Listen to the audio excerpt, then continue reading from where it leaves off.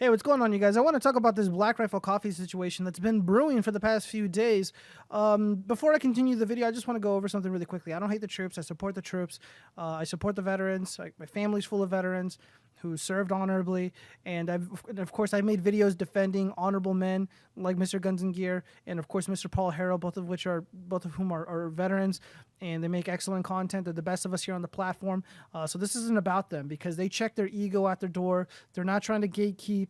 You know, they're just good, honest to God, good men. And again, 6-7 years ago, I would not have been getting into firearms, owning firearms if it wasn't for them. So this doesn't apply to them. But there is a group of people within the firearm community who want to be gatekeepers. They want to prevent people from engaging in Second Amendment, or having conversations about the Second Amendment or self-defense because they don't have a veteran status, because they didn't serve a couple tours in Iraq or something, and because they come from a certain background. They want to exclude people. That's what Black Rifle Coffee Company promotes. That's the kind of culture that they foster.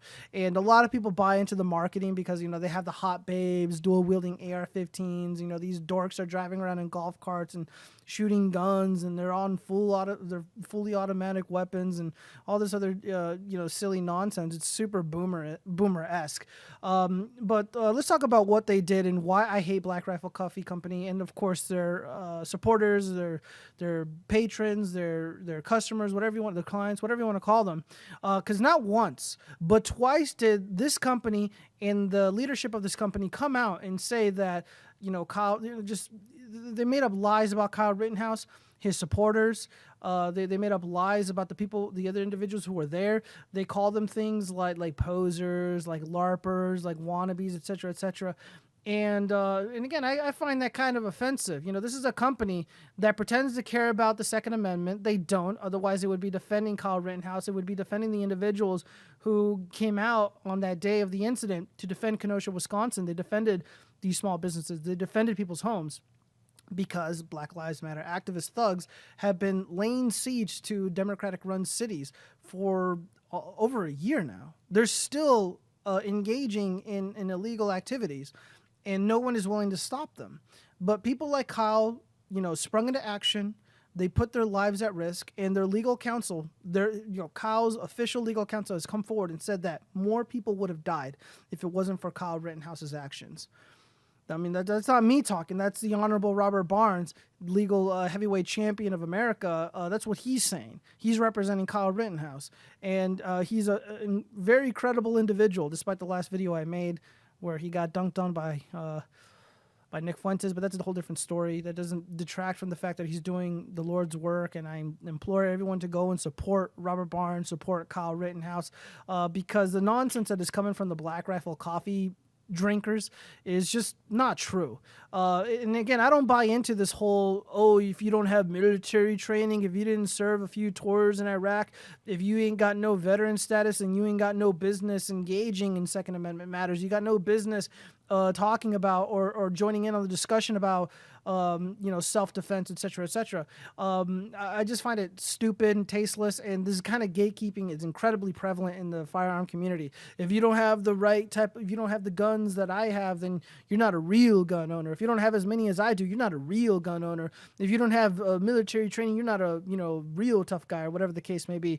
And it's like, or they want to monopolize heroism. They want to monopolize the kind of people who could be considered defenders of freedom, defenders of the Constitution, defenders of the innocent. And this is going to be very controversial, but none of these posers, these leadership, the people at the leadership of Black Rifle Coffee Company, Kyle Rittenhouse. Let me rephrase this really quickly.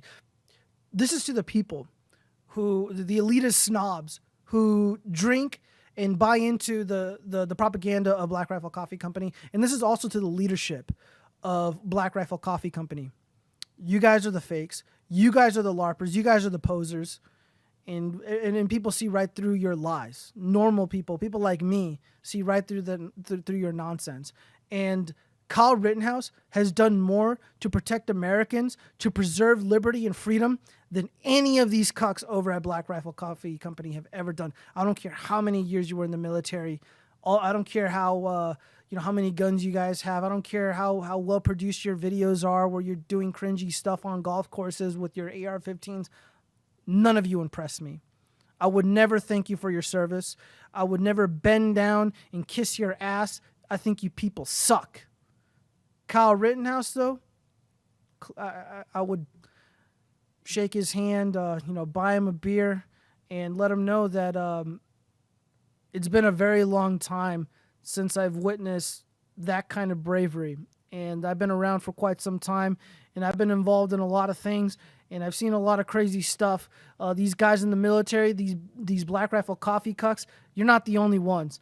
And even then, Kyle Rittenhouse is the real deal. He's a real hero. No one can say that about these Black Rifle coffee losers. And I make no apologies for that statement whatsoever. Let's go ahead and jump over here to this tweet from my buddy, the election wizard.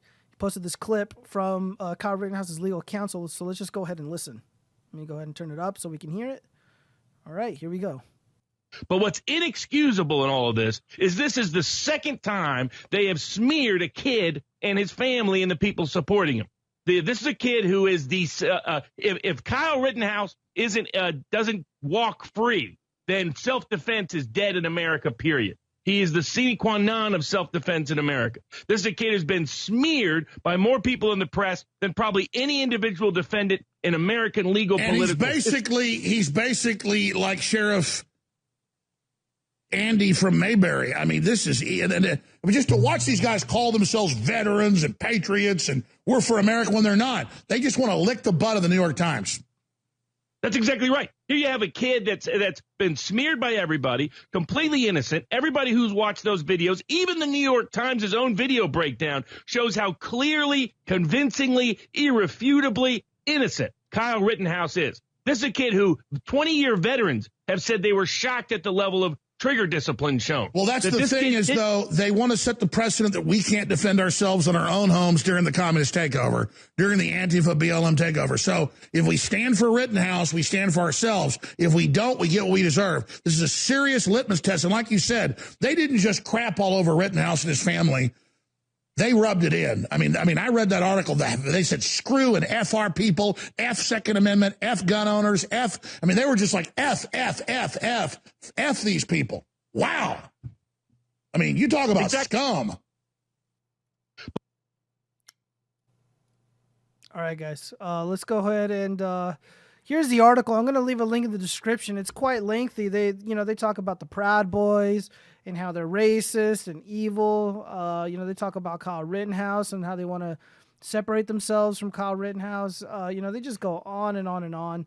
And, over here at the DC Patriot, we're going to read some of the comments that are really irking people. Let's see. So this is from the Honorable Andy No on the ground journalism. It's such a repugnant group of people. The executives behind Black Rifle Coffee, a coffee and lifestyle brand hugely popular with conservatives, has some choice words to describe parts of its customer base. You can't let, this is from the New York Times, so I'm not lifting this from, whatever. And again, I'm going to link this in the description. You can't let sections of your customers hijack your brand and say, this is who you are. Bess told me. Bess is the last name of one of the individuals who's a part of the leadership over at BRC. It's like, no. We define that. The Rittenhouse episode may have cost the company thousands of customers, but Haffer believed it also allowed Black Rifle to draw a line in the sand. It's such a repugnant group of people, Haffer said. It's like the worst of American society. And I got to flush the toilet of some of those people that kind of hijacked portions of the brand. Then again, what Haffer insisted was a super clear delineation was not too clear to everyone, as Munchell's choice of headgear vividly demonstrated. Here's another portion. The racism blank really pisses me off, Heifer said. I hate racist, proud boyish people. Like, I'll pay them to leave my customer base. I would gladly chop all of those people out of my blank customer database and pay them to get the blank out. If that was the case, I asked had Black Rifle, which sells a thin blue line coffee, considered changing the name of its Beyond Black coffee, a dark roast it has sold for years, to Beyond Black Lives Matter ? Surely that would alienate the racist polluting its customer base. But wait, there's more. Look at what Black Rifle Coffee was retweeting. They seemed awfully proud of their New York Times article and wrote up bashing conservatives. So they retweeted Jason is apparently the person who wrote this. I wrote a story about Black Rifle Coffee and the selling of the culture wars. Is it possible for Black Rifle to become the Starbucks of Red America without also turning into the tactical caffeine delivery system of the far right? Whatever. So they keep continuing to retweet this. And so here is from Marina Medvin.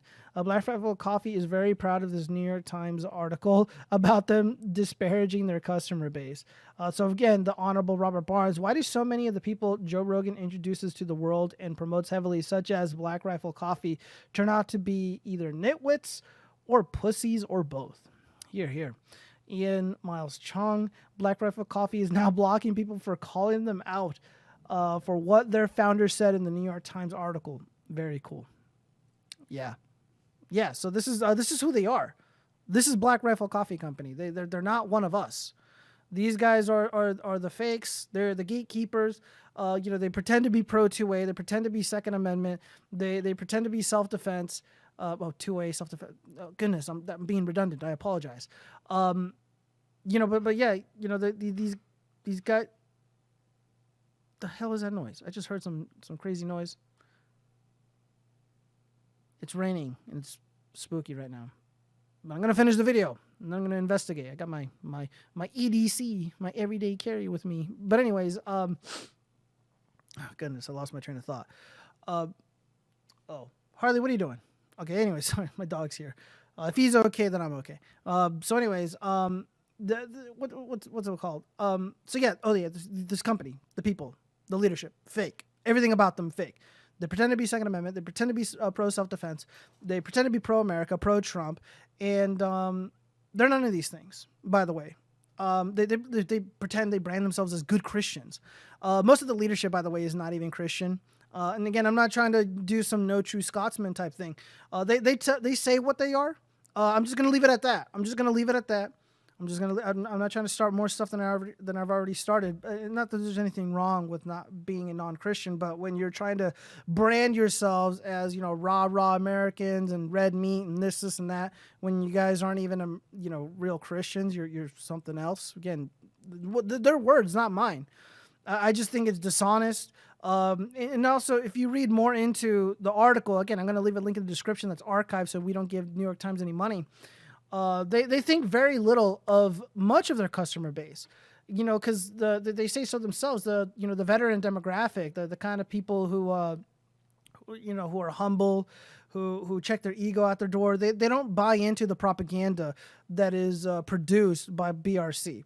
They're not lured by hot babes in bikinis, dual wielding or wielding a sword in an AK-47 and doing stupid stuff. They're very, very humble people. And but the people that are really attracted to it, you get a lot of the posers, you get a lot of the people who want to be gatekeepers, you get a lot of programmers and bankers, accountant like type people who buy into the whole tactical culture and whatnot. And they talk about knives a lot. They talk a lot more about firearms than they do shoot. That's just what I noticed. You know what I mean, man. They're just a bunch of scumbags. I can't stand it. I absolutely hate it. I hate it. Like, I absolutely hate it. And I stand with Kyle. I stand with his supporters. I stand with the people who were there as well. Doing their best to defend their community, doing the best to to protect these small businesses. And when are people it's like, here's a question, because I know a lot of people are going to end up a lot of these dorks, these stuck up veteran types, these wannabe gatekeepers, they're going to have issues with this. When is it okay?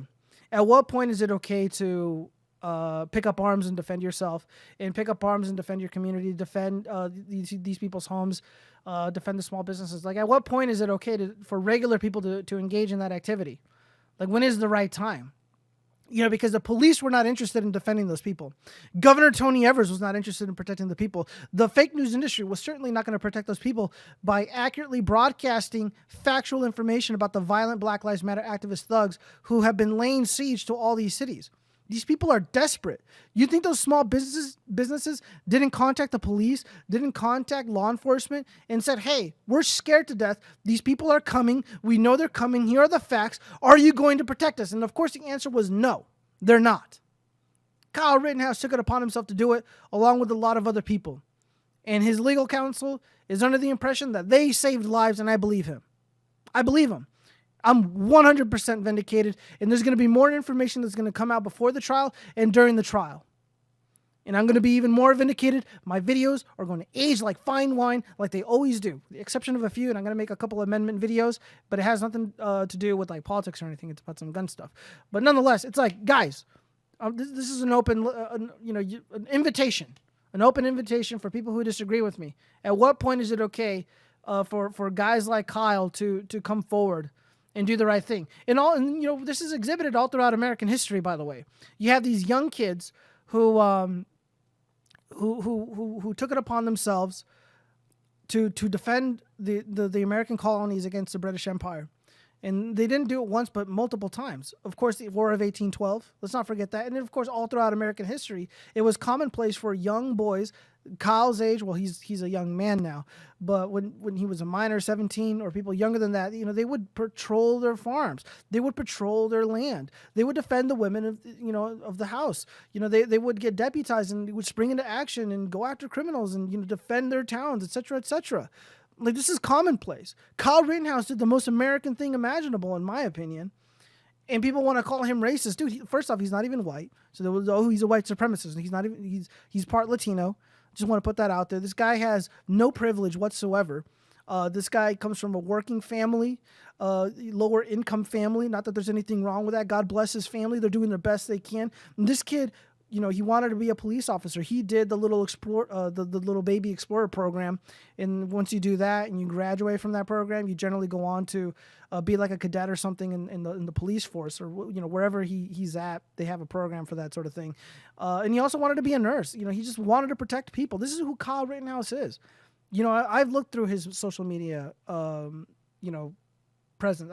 I looked through his social media career, whatever you want to call it. Not a racist bone in this kid's body. He's a good kid. He's an honest to God good kid. I stand by these words. I don't say these things to grift or just to own the libs. I say what I say because it's true. I'm not gonna win anyone over by saying that stuff I said about the vets, that I say about people's service. It's like, I'm not trying to downplay anyone's military service. I'm not saying what you guys did was easy or a piece of cake. I get being away from your family is difficult. Being away from your home here in America is difficult. But just because you spent time overseas, just because some stuff may or may not have happened, doesn't give you the right to look down on and treat people like Kyle Rittenhouse like crap, and to smear and malign entire groups of people like his supporters and like the Proud Boys, who would, by the way, none of these idiots. I would love to have a conversation with the Black Rifle Coffee Cucks and their customers about who the Proud Boys really are. Because I know some of Gavin McInnes's people, and I didn't have any official involvement, but we used to play video games and stuff. And it's like, these people aren't racist. They're not hateful at all.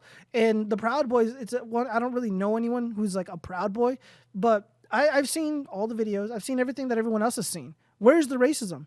Where's the violence? People want to treat the Proud Boys like there's some kind of evil terror group.